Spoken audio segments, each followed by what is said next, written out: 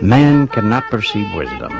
He cannot understand its meaning, because the basic keys to his knowledge are still unknown to him.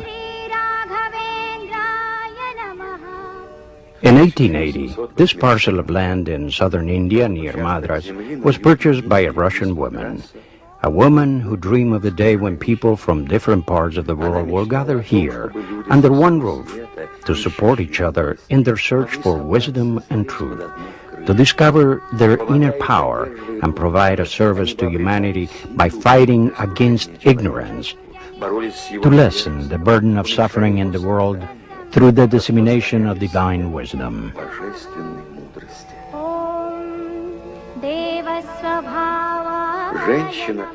This world-famous woman was an enigmatic person, even for those who thought they knew her well. For some, she was a great being who succeeded in reaching the highest levels of wisdom and illumination, a woman who explored new paths in the development of humanity. For others, she was a heretic who advocated the eradication of all religious creeds. There were those who saw her as an example of mercy and compassion. Others thought her ruthless. Some referred to her as a woman of endless patience. To others, she was known for her explosive anger. It seems that there were no emotional or personality traits lacking in the complex personality of this woman.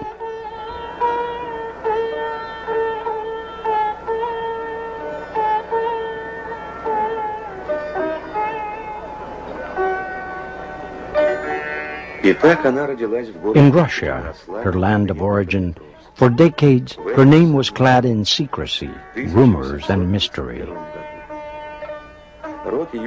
She was born in 1831 in Ekaterinslav, in this house.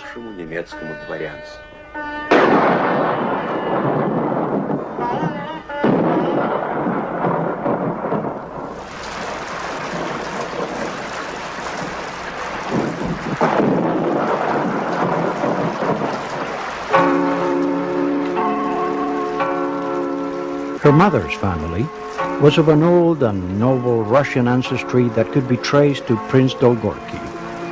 Her father's family descended from German nobles who settled in Russia and served the Tsar.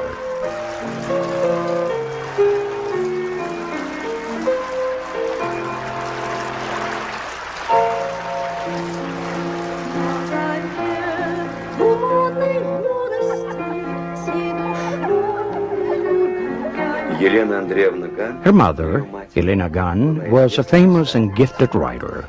She gave birth to two talented daughters. One of them, Vera, would also become a writer, Helena Petrovna Blavatsky.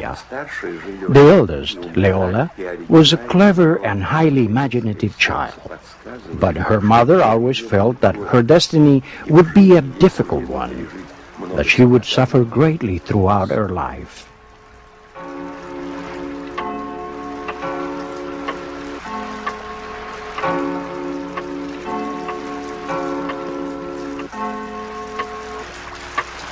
I am Lola. That was my nickname. My full name is Helena Petrovna. Helena Petrovna Blavatsky. How strange it is to return to the place where one is born. It's been more than 160 years. Everything has changed. Except for the house itself, its walls, the air around it. It seems like spring now.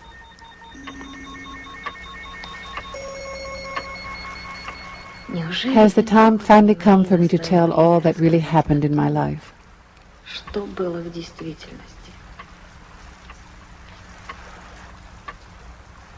It has always been a source of great bitterness and despair for me to know that in my motherland, the motherland that I loved so much and felt such homesickness for all my life, that my name was trampled on and associated with so many lies. Who are you, Madame Blavatsky? How do you describe the moment in your life when you hear an inner voice calling you to your destiny? How do you describe changes so transcendental that you suddenly realize that everything in life is an illusion, that everything we cannot see is, in truth, our reality?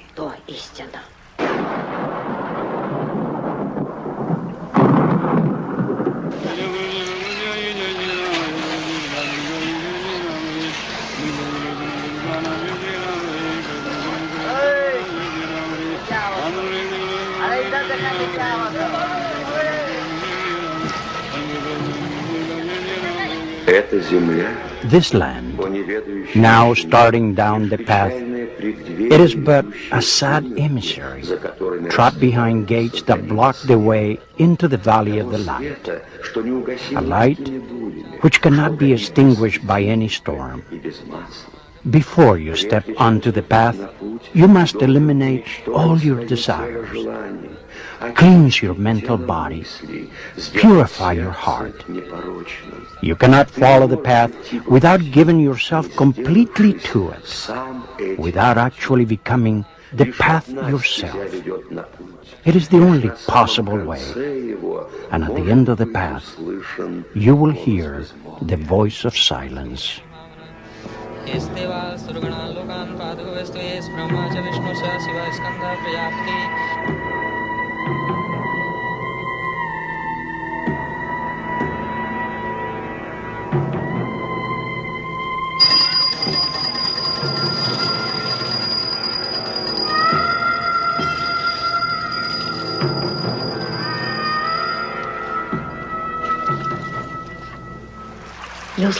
I heard the voice calling me toward a mysterious horizon that held the promise of secret knowledge.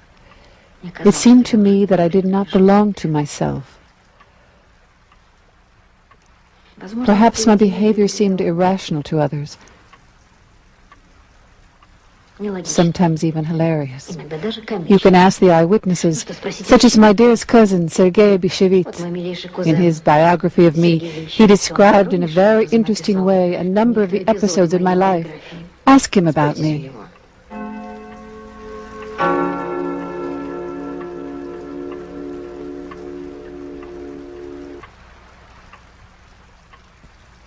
Helena Petrovna was married very young. Her husband was an elderly man, a decent man, Blavatsky, a governor-general of the Yerevan region in Armenia. Only a year after her marriage, she left her husband and fled to her grandfather in Tbilisi. Her grandfather, distressed by this turn of events, sent Helena Petrovna to her father in St. Petersburg. She was traveling with her servants when she arrived at the Black Sea. Here she made arrangements to board an English ship bound for Constantinople. There she found work as a circus rider. A famous singer of the time, named Mitrovich, fell in love with her. She left the circus and went with him to Europe. While in Europe, she became the assistant to a famous spiritualist medium named Hume, and with him traveled throughout Europe and America. O pupil, view is long and difficult. Your past sorrows will pull you backward, and you will have to retrace your steps and start again. Let go of the memories of past trials and tribulations. Don't look back, or you will fail. Fix your attention upon the teacher whom you cannot yet see, but already anticipate.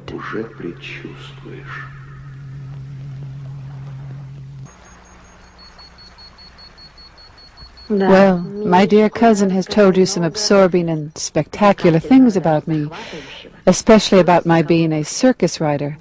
How could he even imagine such a thing? I was not a very slender girl, not even as a child. I was brave and daring, but not enough to put on tights and sit on the back of a trotting horse. He could have told also about how I fought with the troops of Garibaldi, or how I was wounded in battle and would have died had it not been for a miracle, or how I offered my... I'm truly disappointed with your memoirs, my dear, dear cousin. Our cousin is simply repeating family legends. He was a small boy at the time and didn't really know any better. Oh, Vera, my protector, Vera, my darling. Let me introduce you to my sister, Helena Petrovna Blavatsky. You can trust what she says. I understood Leola's aspirations. Her actions were not those of a crazy girl. There was much more to them. I remember once when we had a guest who came to visit our grandfather, the magnificent and enigmatic Prince Golitsyn. It was known that he was a Mason and a mystic.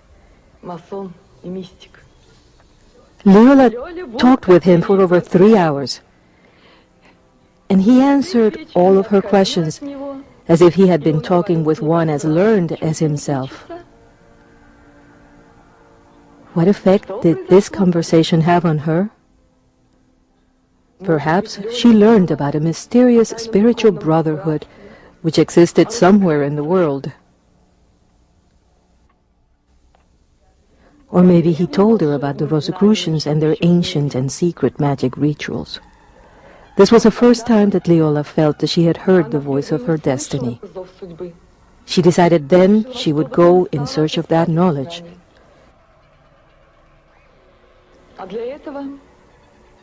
But she needed to be free to pursue that dream.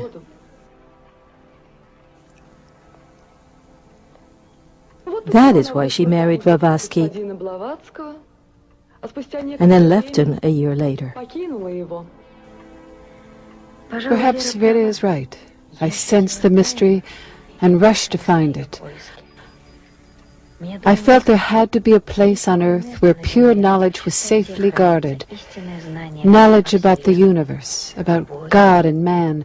From the teaching of Catholic missionaries, I learned that within one of the great mountains of the Himalayas there was a city of eternal light, a kind of paradise where saints lived, those masters who chose not to move on to eternal bliss in order to continue to help humanity here on earth. I was sure I could reach that place, overcoming all obstacles in my way. And that is what led me to India and the remote mountains of the Himalayas.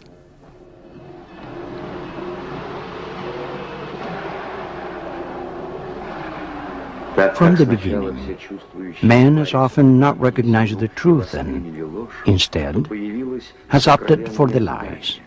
So true knowledge has been hidden. Now, who has true knowledge? The great teachers from the snowy mountains.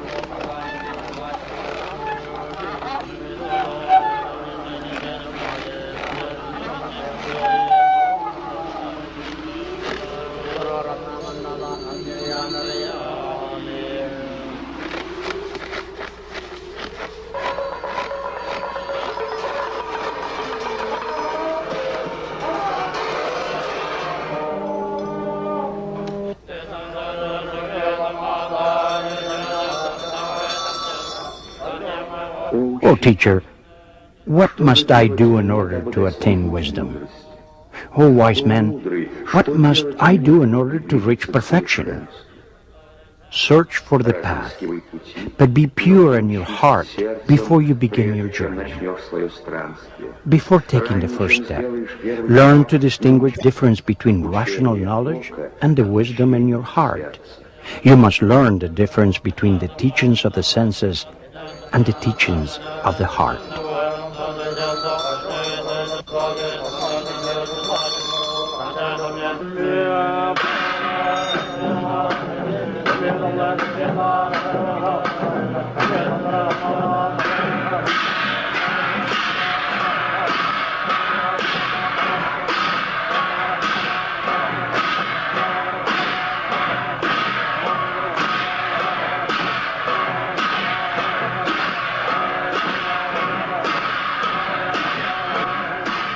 The teachers, or gurus, instruct the student, or chela, on the different methods of psychic development based on the extraordinary potential of the human mind.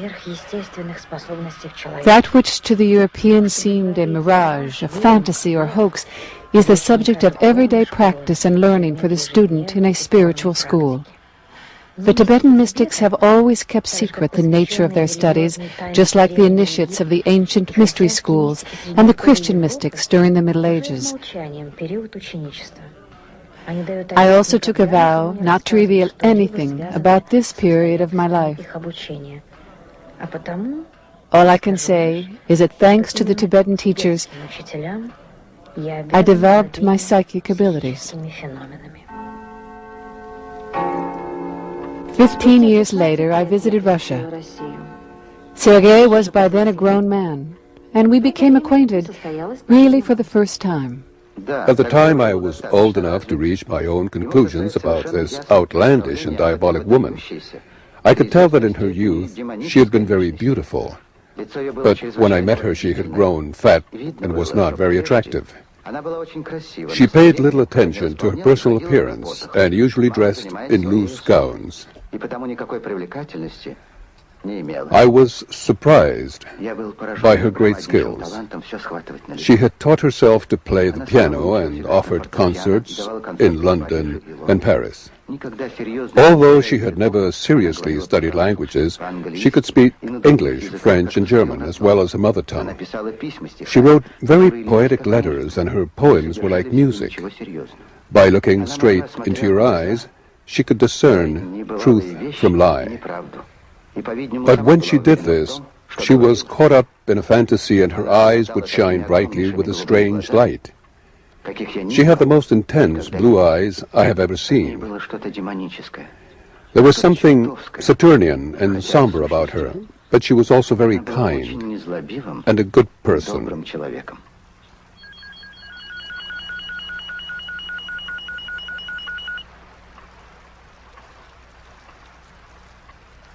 Thank you for your kind words, dear cousin. But the more I listen to you, the less I recognize myself. All this is so inconsequential. We don't have a lot of time to talk now about my eyes or about my gowns. Instead, let's talk about the mystery. That mystery that lies behind the curtain of what we call reality. The Bible says, "In the beginning God created the heaven and the earth. And the earth was without form, and void and darkness was upon the face of the deep. And the Spirit of God moved upon the face of the waters. And God said, Let there be light. And there was light. And God said, Let there be light in the firmament of the heaven to divide the day from the night, and let them be for signs, and for seasons, and for days and years."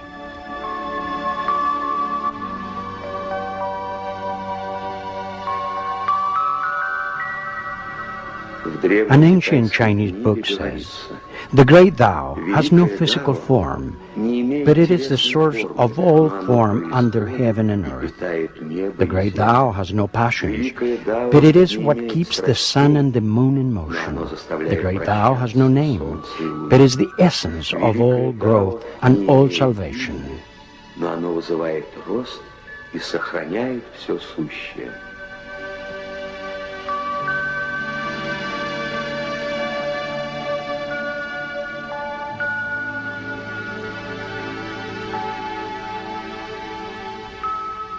The Indian Veda says, "In the beginning nothing existed, nor did not exist, neither the air nor the sky above. What was it that moved here and there? Where was it, and where was it going? Under whose protection? What is it that fills the great abyss? There was neither death nor immortality. There was no day and no night. There was only the one breath, and there was nothing except or beyond the breath."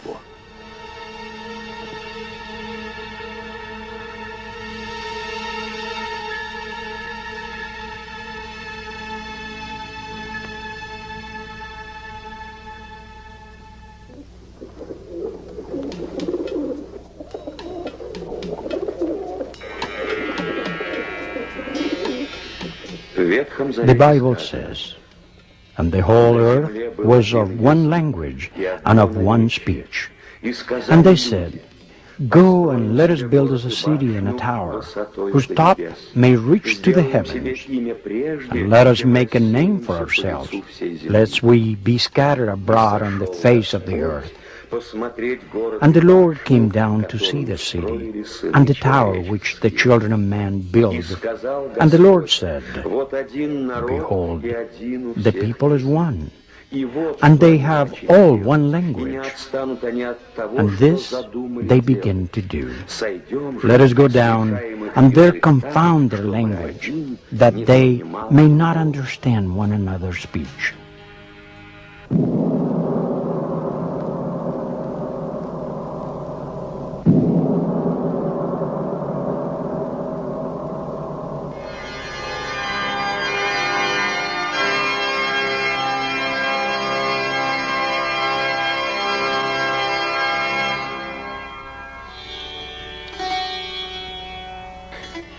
It seemed to me that all religions must have one common origin, one common source. Science denies such a notion. Science talks about the ignorance of primitive peoples and their rituals of idolatry. But can all the highest hopes and aspirations of humanity be traced back to the beliefs of primitive man? Is it possible that the great leaders, martyrs, and heroes of history fought and perished because they misunderstood the laws of the universe? Because they failed to see that all creeds have the same source?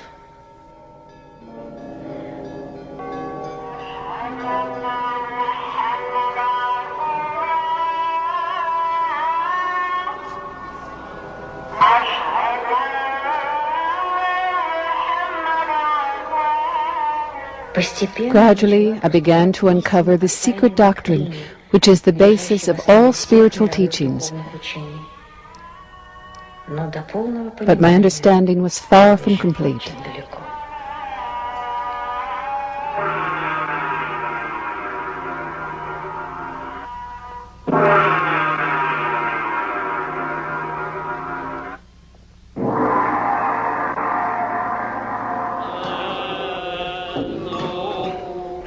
The study of the sacred texts of the East provided me with the key. Thanks to the isolation of the Himalayas, the coding of the ancient teachings, and the lack of interest among Europeans in accepting and understanding the esoteric world, the secret doctrines were protected. Those secret teachings cannot be completely revealed. Part of them will always need to be safeguarded from those who are ignorant.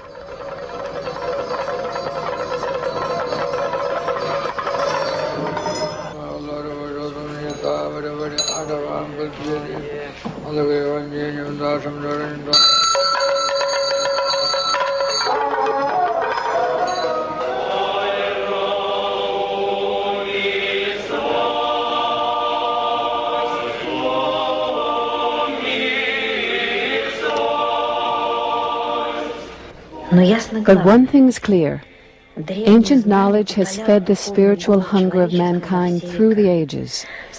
The similarities in religious doctrines point to a common origin, to a great brotherhood of teachers who guide our evolution.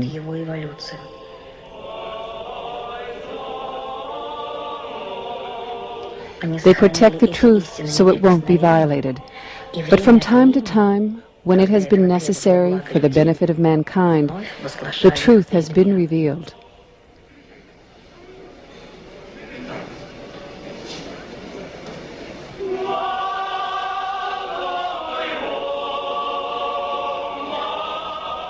These masters have served as the spiritual teachers and healers for our planet. Ancient legends, the ruins of temples and sacred sites give testimony to their existence. But all this is of no value to the unlearned and ignorant. The sacred books of the East are the best proof of the greatness of those masters who have devoted themselves to the benefit of mankind.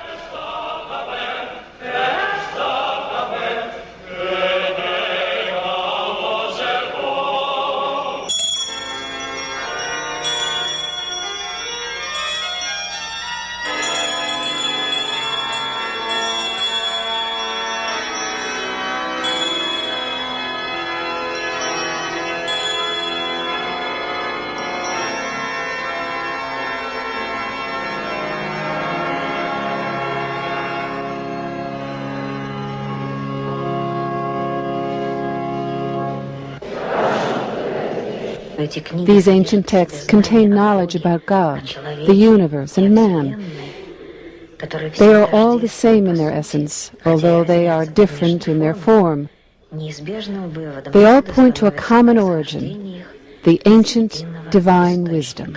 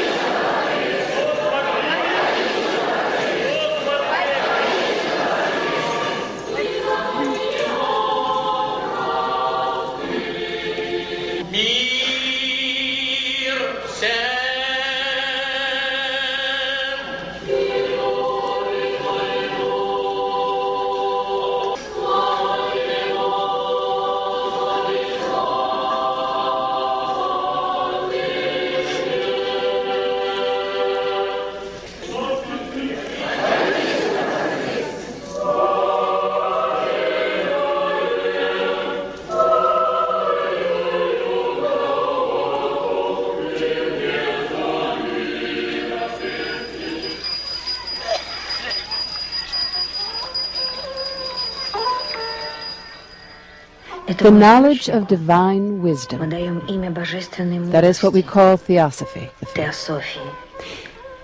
It is the foundation upon which all religions of the world are built. It is the nurturing spring that is the source of all of mankind's most heartfelt and noble aspirations. It is the wisdom that confirms our hopes for the future and brings us to our highest trust in God.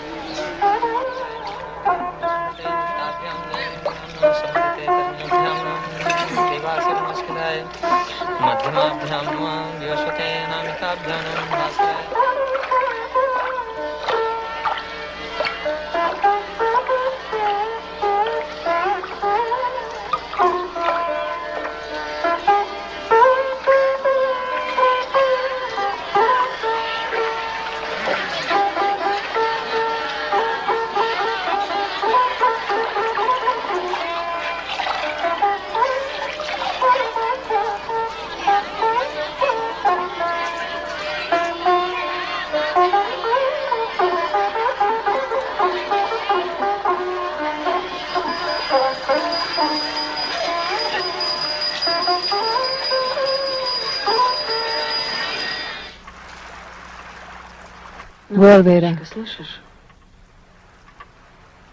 the time has come to meet this man who slandered and destroyed my name. Let God be our judge, even after our death. You know how painful it has been for me to have such a blemish on my name.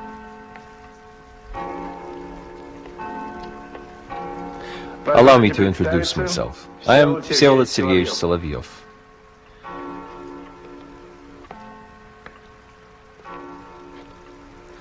The philosopher Vladimir Solovyov was my younger brother.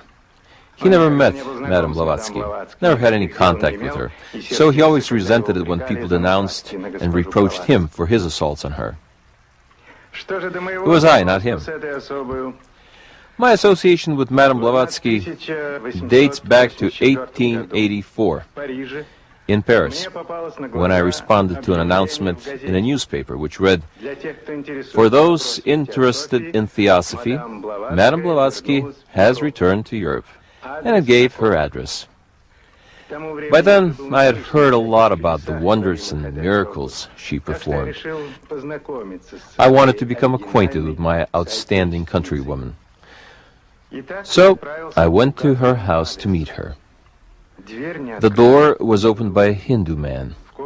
In the room I found a heavy-set woman, sitting at a desk writing something and smoking a cigarette. She looked up at me, and I saw her beautiful turquoise eyes. Her manner of speaking was distinctly Russian, with the charm and humor common among the people of the Russian provinces. I asked her how long she was planning to stay in Paris, and her reply was, "My master will tell me." And I heard the sounds of silver bells.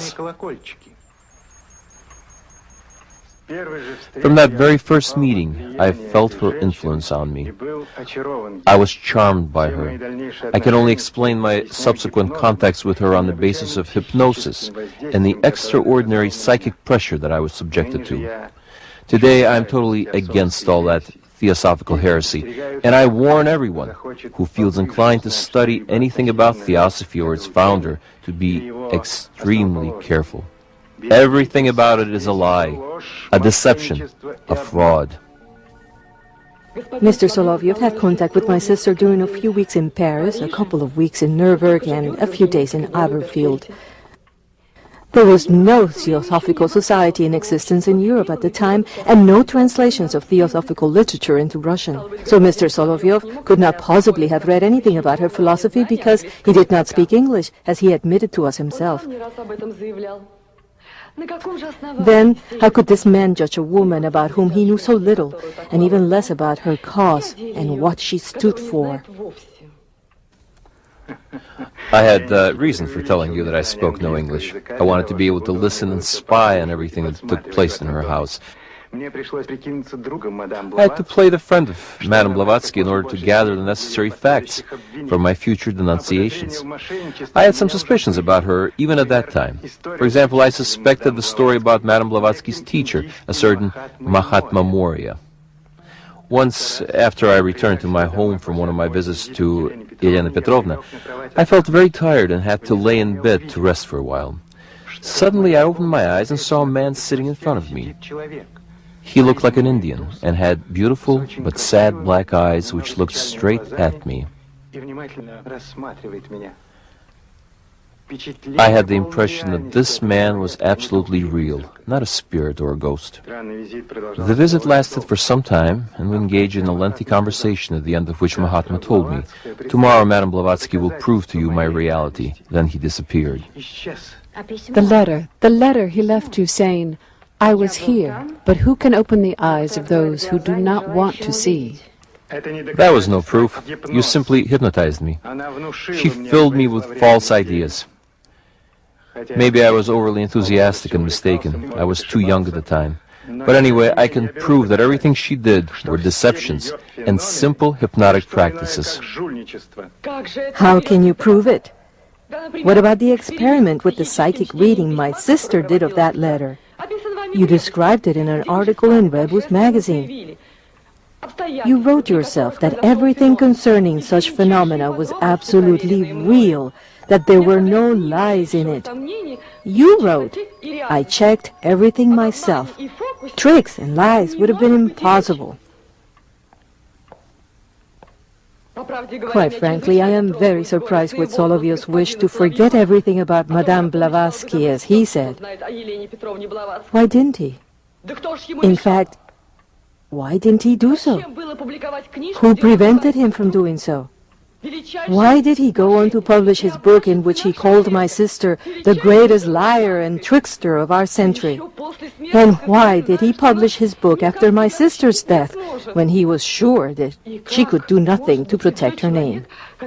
How can a man who was allegedly hypnotized presume to be a good judge of anything? Perhaps now he is being hypnotized by somebody else. If he is indeed Such a sensitive person, and so easily influenced by everyone around him. How can we distinguish in his writings when he is telling the truth or when he is being fooled under hypnosis? Vera Petrovna, my dear, why are you so anxious? Your sister is not such a simple person that she can't protect herself without your help. By the way, I would like to add that I solved the mystery of the silver bell. Once, when I was getting ready to leave Helena Petrovna's house and was putting on my coat in her lobby, Madame Blavatsky, who was standing near me, clumsily dropped something on the floor. I picked it up and, smiling, handed it back to her. It was a pretty silver object of oriental craftsmanship. All the guests present noticed that she was quite embarrassed by the incident. What a strange man, totally obsessed with this petty matter of the silver bell. How many times had he asked me to teach him how to perform miracles and wonders, how I produced music out of thin air. Simple. I wave my hand and there is music. It is impossible to teach those kinds of things. How could I teach him? Had he been able to learn from all my experiences in India, perhaps he would have been able to do such things.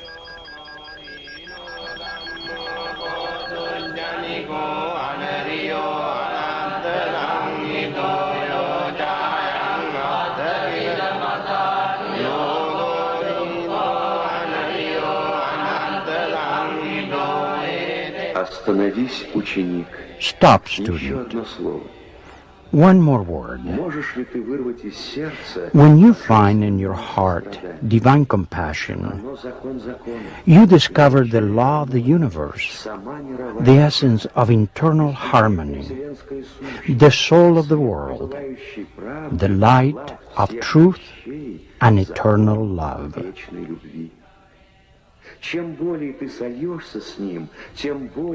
When you walk the path of nature, your soul is transformed into perfect compassion.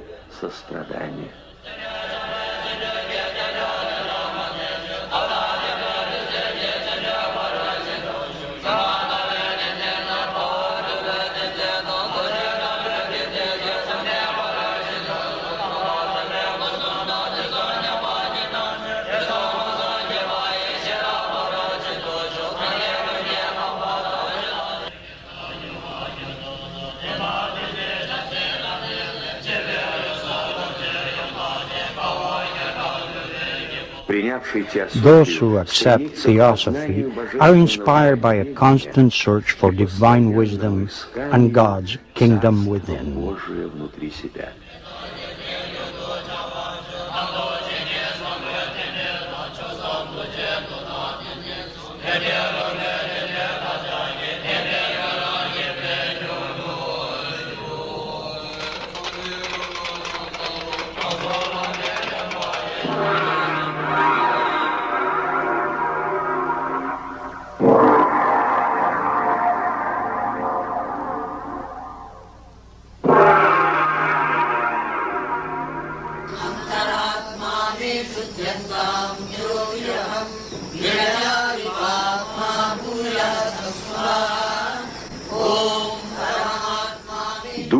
The essence of Theosophy is the search for truth and the belief in a universal brotherhood, belief in the Absolute, in God as the source of all that is visible and invisible, the source of everything that exists, and to which all things are returning. Theosophy is the belief in the eternal law of absolute love, compassion, and mercy. It teaches the acceptance of the laws of karma and reincarnation. Theosophy believes in the evolution of the immortal and eternal nature of man, influenced by the spiritual soul of the world and divine law.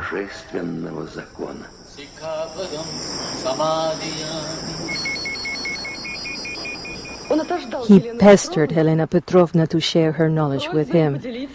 He wanted so much to return to Russia as a great magician, just as he described in his novel Magus.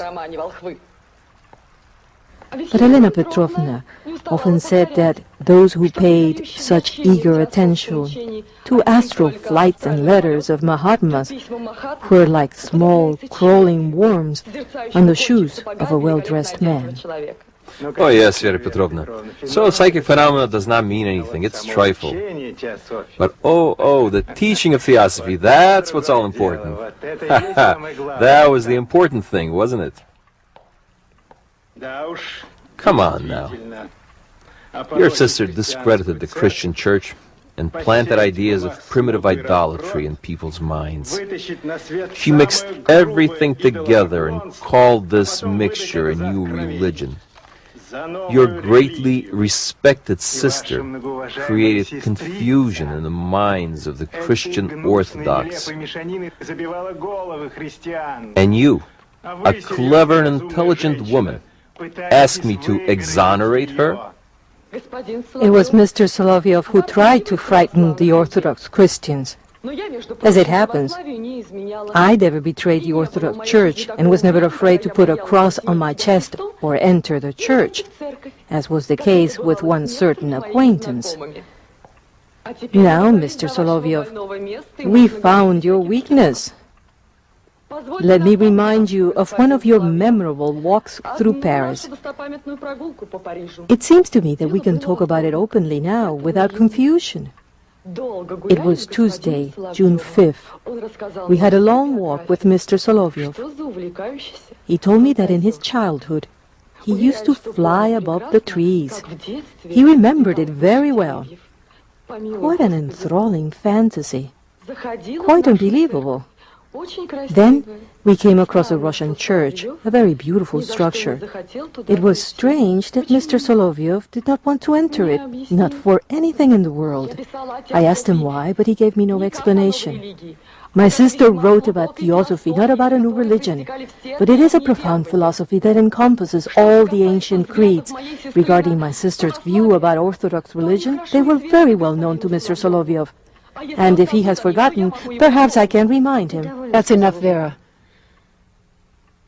You have been insulted enough by this man because of me. It is true that you felt that you needed to protect me when I couldn't do so myself, but you had to face so many problems because of the gossip that this man generated.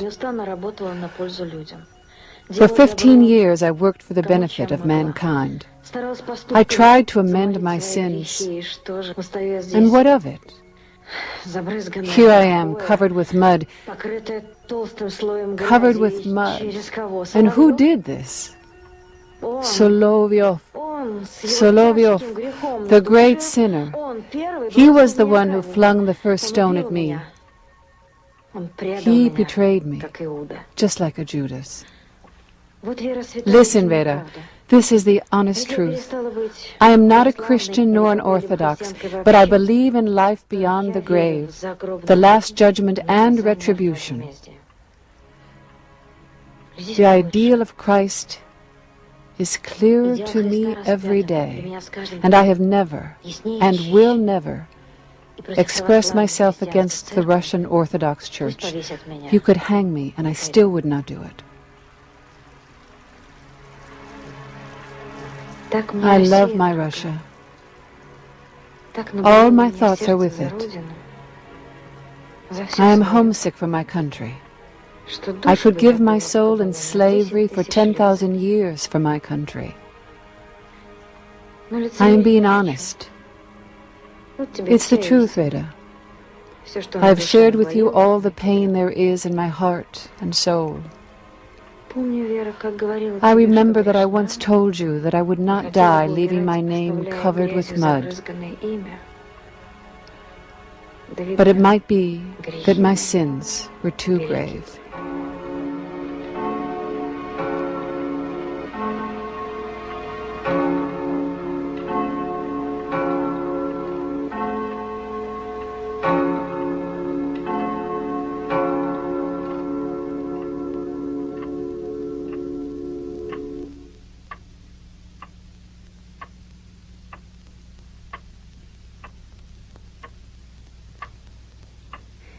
The delusions of our past will lead us to wisdom in the future. My work will not be accepted until the 20th century.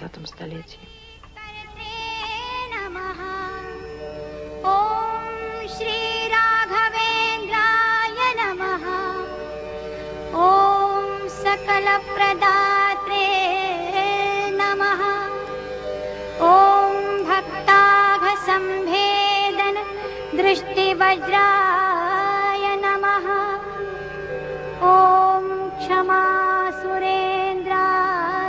नमः ॐ हरिपाद कञ्जनिषेवणालब्ध समस्तसम्पदे नमः ॐ देवस्वभावाय नमः ॐ दिविजद्रुमाय नमः ॐ इष्टप्रदाय नमः ॐ भव्यस्वरूपाय नमः ॐ भवदुःखतूल संघाग्निचर्याय नमः ॐ सुखधैर्यशालिने नमः ॐ समस्तदुष्टग्रह निग्रहेशाय नमः ॐ दुरत्ययोपप्लवसिन्धुसेतवे नमः ॐ निरस्तदोषाय नमः ॐ निरवध्यवेशाय नमः ॐ प्रत्यर्थिमूकध्वनिदानभाषाय नमः ॐ विद्वत्परिज्ञेय महाविशेषाय नमः ॐ वाग्वैखरी निर्जितभव्यशेषाय नमः ॐ सन्तानसम्पत्परिशुद्धभक्ति विज्ञानवाग्देह सुपाठवारिधाते